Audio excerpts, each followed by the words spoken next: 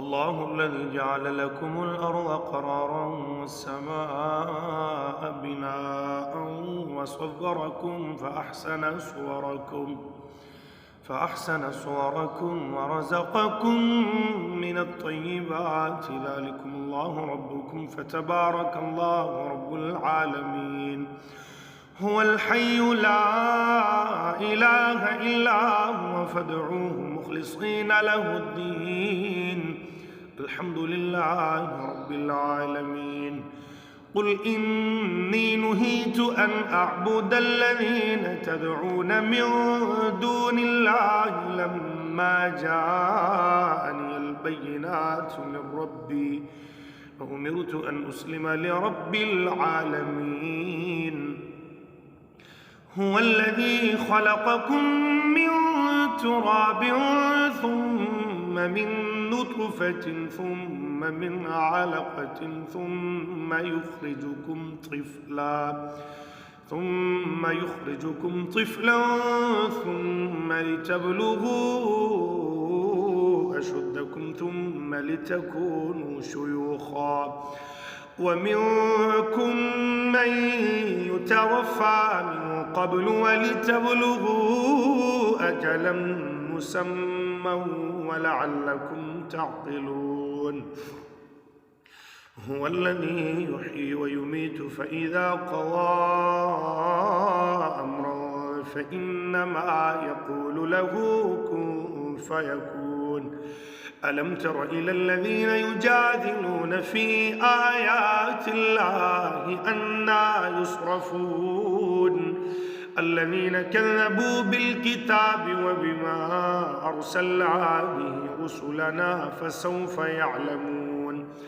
إذ الأغلال في أعناقهم والسلاسل يسحبون في الحميم ثم في النار يسجرون ثم قيل لهم أين ما كنتم تشركون من دون الله قالوا ولوا عنا بل لم نكن ندعو من قبل شيئا كذلك يضل الله الكافرين.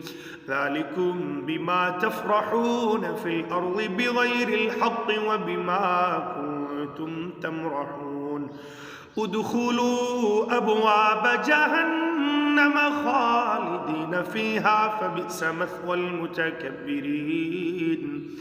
فاصبر إن وعد الله حق فإما نرينك بعض الذي نعدهم أو نتوفينك فإلينا يرجعون. ولقد أرسلنا رسلا من قبلك منهم من قصصنا عليك ومنهم من لم نقصص عليك وما كان لرسول أن يأتي بآية إلا بإذن الله فإذا جاء أمر الله قضي بالحق وخسر هنالك المبطلون. الله الذي جعل لكم الأنعام لتركبوا منها ومنها تأكلون ولكم فيها منافع ولتبلغوا عليها حاجة في صدوركم وعليها وعلى الفلك تحملون ويريكم آياته فأي آيات الله تنكرون.